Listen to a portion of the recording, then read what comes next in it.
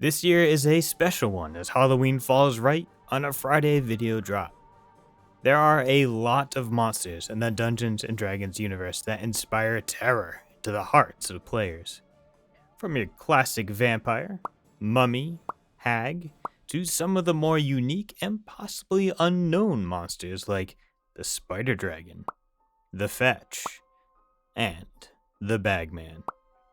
But what is more fitting to this spirit of trick-or-treating on Halloween than a monster that comes out of a bag of holding?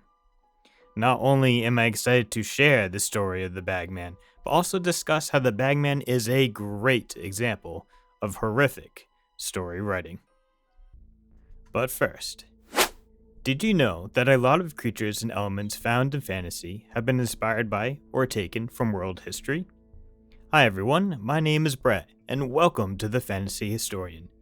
On this channel, we talk about monsters, monster spotlights from Dungeons & Dragons, and the counterparts that inspired them found in history, as well as any other interesting connections between history and fantasy that we can find. If that sounds like your cup of tea, pull up a seat and toss a like and subscribe to The Storyteller if you're willing to do so. And a special thanks to everyone's support so far. I have now reached over 500 subs. I really appreciate that. Thank you so much. Now back to the Bagman.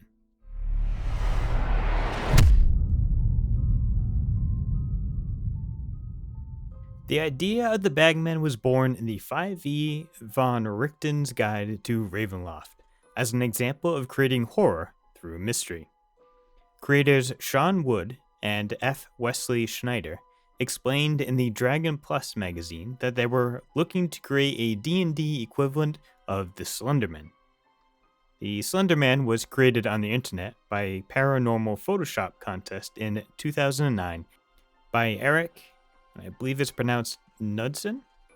The Slenderman is a tall, thin man outfitted in a dark suit jacket and tie, with a ghostly white appearance and no face.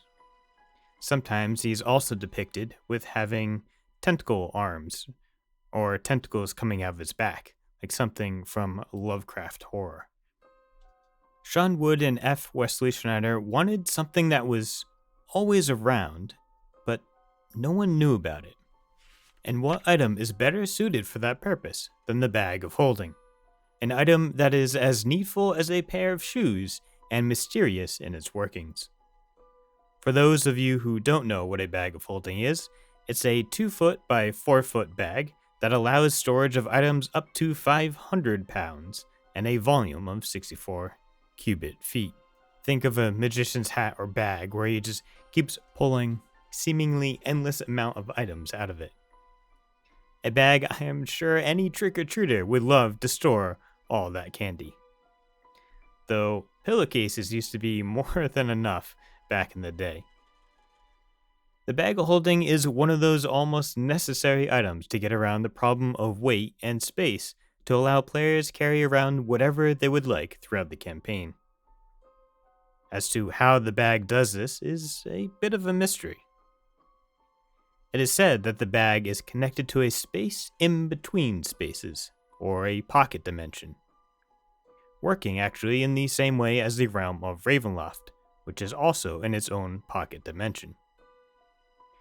Anything can be placed in a bag of holding, but any living being who is put into it can only last 10 minutes before being suffocated. Also, if you try to put another bag of holding inside a bag of holding, it will instantly destroy both bags and tear a gate to the astral plane. So how did the Bagman get into the bag of holding?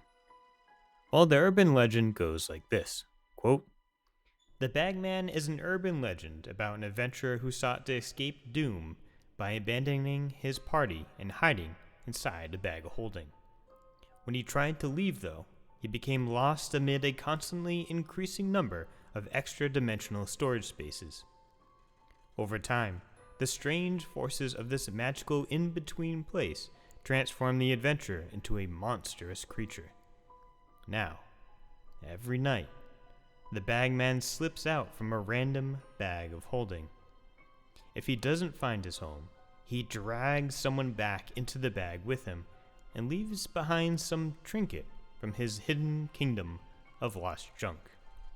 Some say that if you speak too loudly over an open bag of holding or whisper, "Follow my voice," into a magical storage space 3 times, the Bagman will come for you. End quote. I love this idea of making an urban myth in your campaign. But how the authors create the Bagman is where the lesson really lies. Glimpses of the Bagman in picture and text form are scattered throughout the book, without revealing the answer to those hints until much later on. Readers and players get the sense that something is amiss, but can't quite put their finger on it until it is too late. Another question brought forward is, how can we take a beloved fantasy creature and twist it to fit into a horror-themed world? The Bagman is actually the author's idea of a troll, and while there is no specific stat block given, all the elements to parse one together is there. I found a stat block on 5e tools, and is essentially the troll, with added traits that make it act differently. Let's have a look.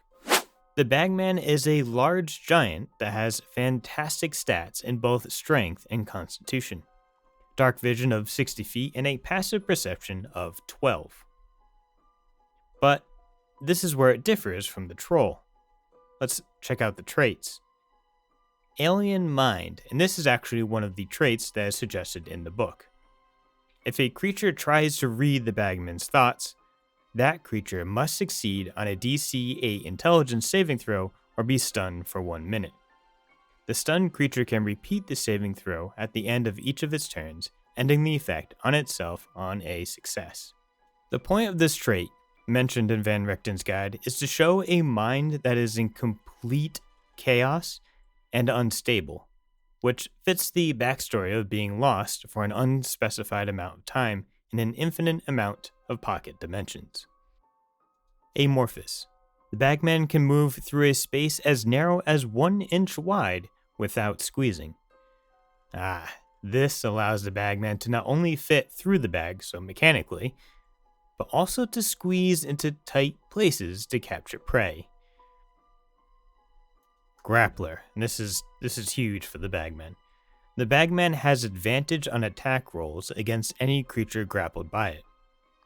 As the lore mentions, the Bagman grabs his victims and then re-enters the bag.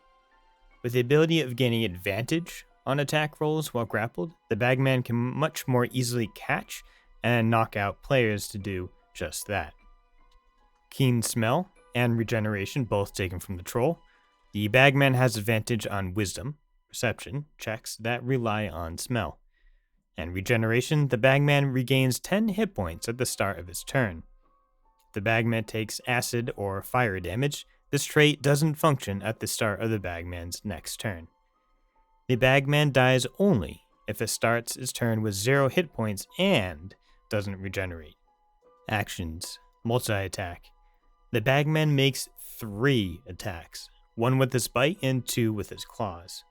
So bite, melee weapon attack, +7 to hit, reach of 5 feet, 1 target. Your basic bite attack. Does an average of 7 piercing damage, or 1d6 +4. Claw, melee weapon attack, +7 to hit, reach 5 feet, 1 target. Hit with an average of 11 slashing damage, or a 2d6 +4. Overall, it's not an incredibly unique creature, but it excels in what it does through the traits and abilities that it has, which is perfect. But we can look at a few other things you can add to it to make it even more powerful and more scary. So how to use the Bagman? Well, the Bagman is built to essentially be a sneaky troll. Something that with high health, lots of strength, but sneaky, which is kind of a terrifying thought. Once a player has fallen asleep, usually, it's the best way to do this, once a player has fallen asleep, the Bagman comes out of the bag of holding and either surprise attacks or attempts to grapple. With its high strength, it would be hard to escape his grasp as he drags the player back into the bag. As to the mechanics of that, or what happens after that, is up to the dungeon master. You can have either as soon as they land on the space of the bag of holding, then they go inside, or it can be some kind of ability that you add in, or it can just be an action, so it takes one more turn for that to happen. Along with that, another question is, can the other players have an opportunity to help the player that got dragged into the bag? Is it a portal that the bagman walks through inside the bag that stays open for a little bit longer to allow the players to come in? Is it a channeling ability that takes a little bit for whatever idea you have to work? Something that allows the players to overcome this inevitable, or you can make it an inevitable. That's it, you're done. To turn up the level of terror, you can add different abilities. And what exactly to add is up to you. Like, what do you want it to do? Do you need more ease of movement? We'll add something like Misty Step or Shadow Step or teleportation. Do you want it to have like an aura of fear that makes your players and characters uneasy? Some kind of cause fear spell or just a natural aura that it has? Or maybe you want to make that grapple easier to get, and one of the claw attacks is a knock prone or grapple. Perhaps you want to add something like the gibbering mouther, like a gibbering, kind of like the insanity of the bagman. Have it speak common. It says it's kind of strange, probably because it's just taken from the troll. It can speak giant, but having it also speak common would be a pretty unsettling thing to hear.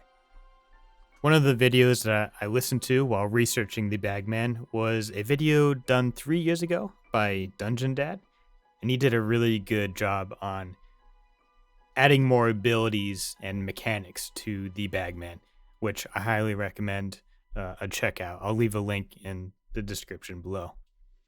What if we want to change some things around? Maybe the Bagman doesn't always just come out of the bag and grab someone.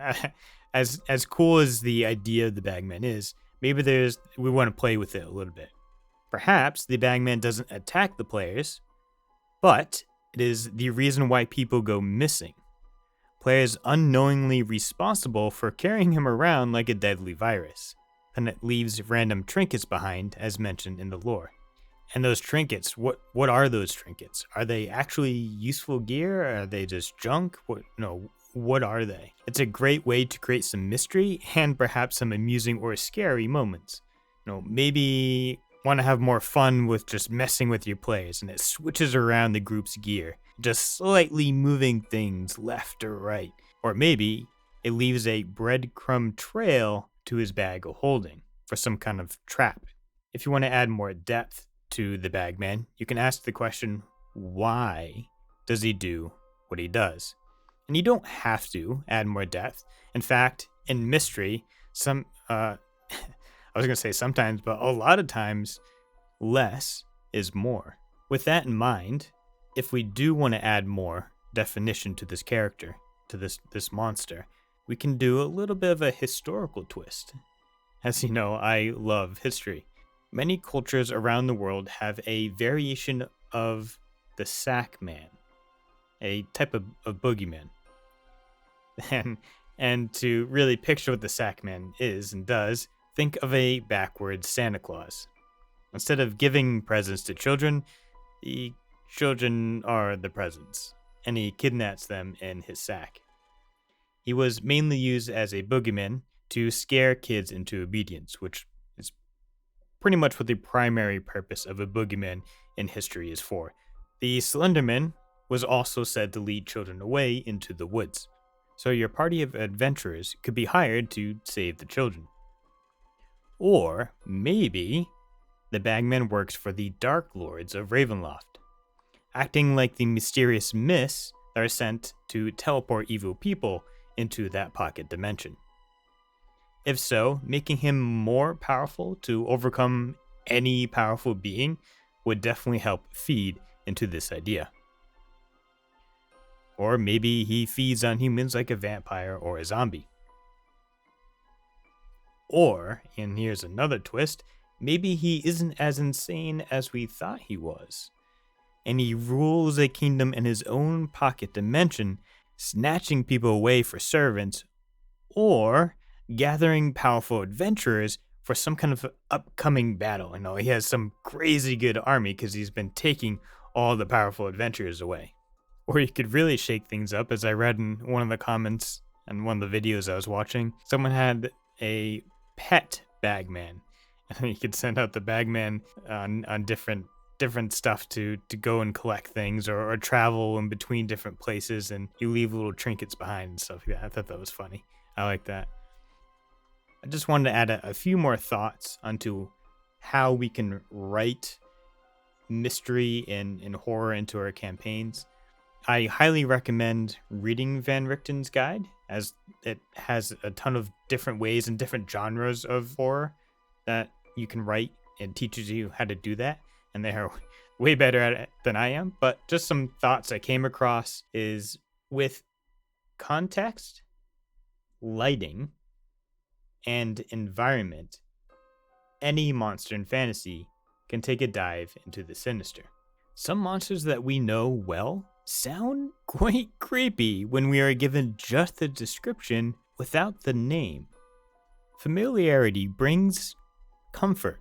Strip that away, and even the most basic of monsters can be feared. Use that to your advantage. Taking another quote from the interview on the creation of the Bagman in the Dragon Plus magazine, quote, "I particularly love it when you see something in game and think, okay, this is definitely X. But then it turns out that it's actually Y, and Y is way worse." Anytime something in D&D plays into being a simple creature, so the characters feel like they know what they're dealing with, and then flips that to show them they're completely wrong, that stands out to me. It's that fear of the unknown that's always fun to discover, end quote. Alright, I hope everyone enjoyed that monster spotlight. Let me know in the comments what your favorite scary monster is, or have you heard of or used the Bagman in your campaigns? Happy Halloween, everyone. Stay safe out there, have fun, and I will see you all in the next one. I'm going